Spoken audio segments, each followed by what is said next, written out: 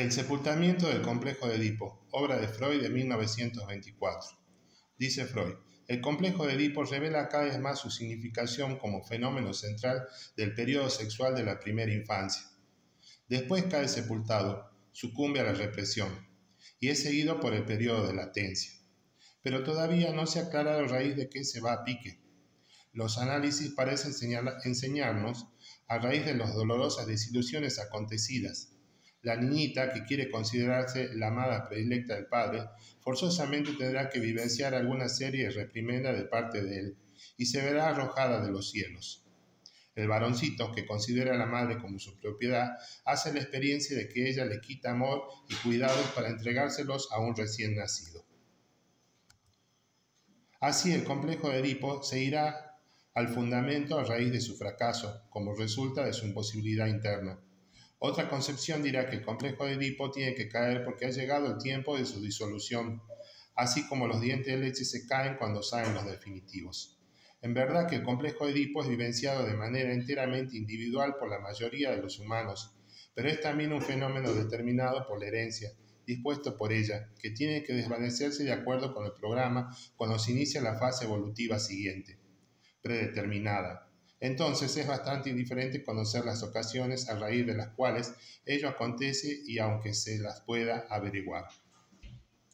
Últimamente se ha agudizado nuestra sensibilidad para la percepción de que el desarrollo sexual del niño progresa hacia una fase en que los genitales ya han tomado sobre sí el papel rector. Pero estos genitales son los masculinos, más precisamente el pene, pues los femeninos siguen sin ser descubiertos. Esta fase fálica contemporánea a la del complejo de Edipo nos prosigue su desarrollo hasta la organización genital definitiva. No prosigue su desarrollo hasta la organización sexual definitiva, sino que se hunde y es revelada por el periodo de latencia. Ahora bien, su desenlace se consuma de manera típica y apuntalándose en sucesos que retoman de manera regular. Cuando el niño varón ha volcado su interés en los genitales, lo deja traslucir por su vasta ocupación manual en ellos y después tiene que hacer la experiencia de que los adultos no están de acuerdo con esa obra. La mayoría de las veces la amenaza de castración proviene de mujeres. A menudo ellas buscan reforzar su autoridad invocando al padre o al doctor, quienes, según lo asegura, consumarán el castigo. En cierto número de casos, las mujeres mismas proceden a una mitigación simbólica de la amenaza, pues no anuncian la eliminación de los genitales en verdad pasivos, sino de la mano activamente pecaminosa.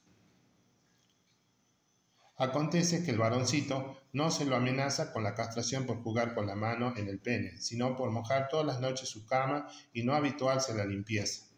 Como quiera que sea, la pertinencia en mojarse en la cama ha de equipararse a la polución del adulto, una expresión de la misma excitación genital que en esa época ha reforzado al niño a la masturbación.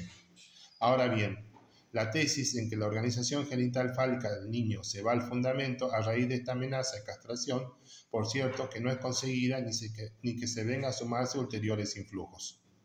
Solo tras hacer una nueva experiencia empieza el niño a contar con la posibilidad de una castración, y aún entonces con vacilaciones a disgusto y no sin empeñarse en reducir el alcance de su propia observación.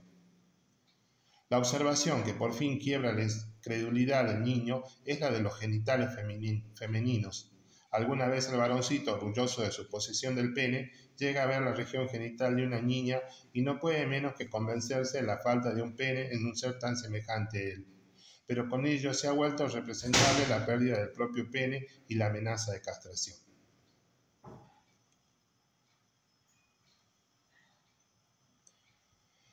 Se le puede pesquisar en la actitud edípica hacia sus progenitores. La masturbación es solo la descarga genital de la excitación sexual perteneciente al complejo, y a esta referencia debe dar su significatividad para todas las épocas posteriores.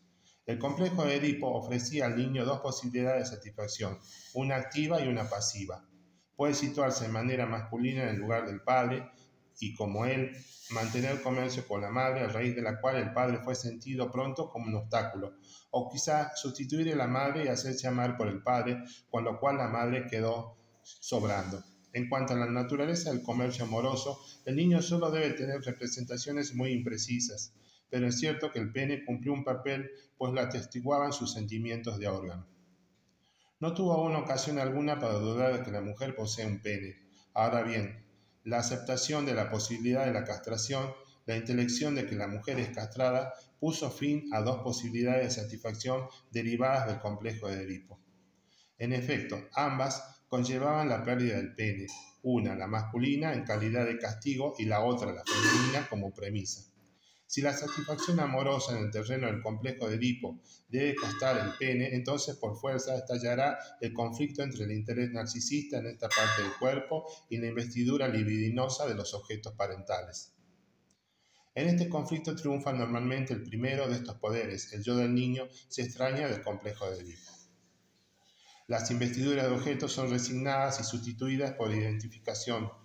La autoridad del padre o de ambos progenitores, introyectadas en el yo, forman ahí el núcleo del superyo, que toma prestado del padre su severidad, perpetúa la prohibición del incesto y así asegura al yo contra el retorno en la investidura libidinosa de objeto. La aspiración libidinosa pertenecientes al complejo de Edipo son en parte desexualizadas y sublimadas, lo cual probablemente acontezca con toda transposición e identificación y en parte son inhibidas en su meta y mudadas a emociones tiernas. El proceso en su conjunto, salvo una vez a los genitales, alejó de ellos el peligro de la pérdida y además los paralizó, canceló su función. Leemos de nuevo, el proceso en su conjunto salvó una vez a los genitales, alejó de ellos el peligro de la pérdida y además los paralizó, canceló su función. Con este proceso se inicia el periodo de latencia, que viene a interrumpir el desarrollo sexual del niño. El extrañamiento del yo respecto al complejo de Edipo, si bien las reflexiones posteriores son llevadas a cabo la mayoría de las veces con participación del superyo, que aquí recién se forma. Pero el proceso descrito es más que una represión, equivale cuando se consuma idealmente a una destrucción y cancelación del complejo. Cabe suponer que hemos tropezado aquí con la frontera nunca muy tajante entre lo normal y lo patológico. Si el yo no ha logrado efectivamente mucho más que una represión del complejo, este subsistirá inconsciente en el ello y más tarde exteriorizará su efecto patógeno. Tales son los nexos que la observación analítica permite definir o colegir entre organización fálica, complejo de Edipo, amenaza de castración, formación del superyo y periodo de latencia. Justifican la tesis que el complejo de Edipo se va al fundamento a raíz de la amenaza de la castración, pero con ello no queda resuelto el problema. También el sexo femenino desarrolla un complejo de Edipo, un superyo y un periodo de latencia. Puede atribuírsele también una organización fálica y un complejo de castración. La respuesta es afirmativa, pero las cosas no pueden suceder de igual manera que en el varón. La exigencia femenina de igualdad entre los sexos no tiene aquí mucha vigencia. La diferencia morfológica tiene que exteriorizarse en diversidades del desarrollo psíquico.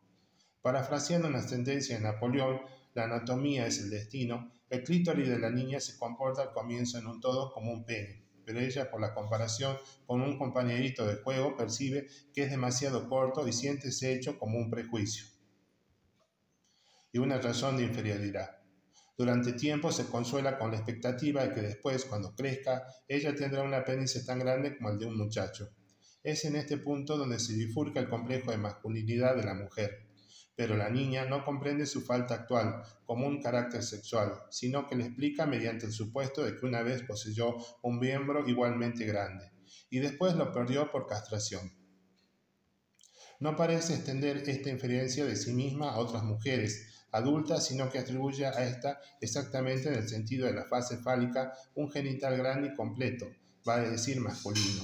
Así se produce esta diferencia esencial. La niña acepta la castración como un hecho consumado, mientras que el varoncito tiene miedo a la posibilidad de su consumación. Excluida la angustia de castración, está ausente también un poderoso motivo para instituir el superyo e instituir la organización genital infantil. Mucho más que en el varón, estas alteraciones parecen ser resultado de la educación del amedrentamiento externo que amenaza con la pérdida del ser amado. El complejo de la niña es mucho más unívoco que el pequeño portador del pene. Según mi experiencia, es raro que vaya más allá de la sustitución de la madre y de la actitud femenina hacia el padre. La renuncia hacia el pene no se soportará sin un intento de resarcimiento. La muchacha se desliza a lo largo de una ecuación simbólica, diríamos, del pene al hijo. Su complejo de Edipo culmina en el deseo alimentado por mucho tiempo de recibir como regalo un hijo del padre, parirle un hijo. Si tiene la impresión de que el complejo de Edipo es abandonado después poco a poco, porque este deseo no se cumpla nunca. Ambos deseos, el de poseer un pene y el de recibir un hijo, permanecen en el inconsciente, donde se conservan con fuente de investidura y contribuyen a preparar al ser femenino para su posterior papel sexual.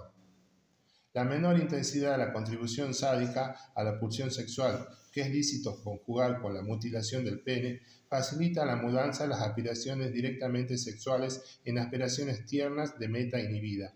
Pero en conjunto es preciso confesar que nuestra intelección de estos procesos de desarrollo que se cumplen en la niña son insatisfactorios, lagunosos y vagos.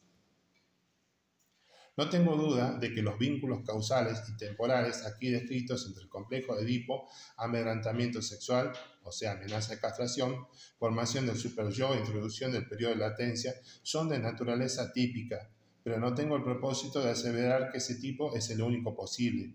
Variaciones en la secuencia temporal y en el encadenamiento de estos procesos no pueden menos que revestir considerable importancia para el desarrollo del individuo.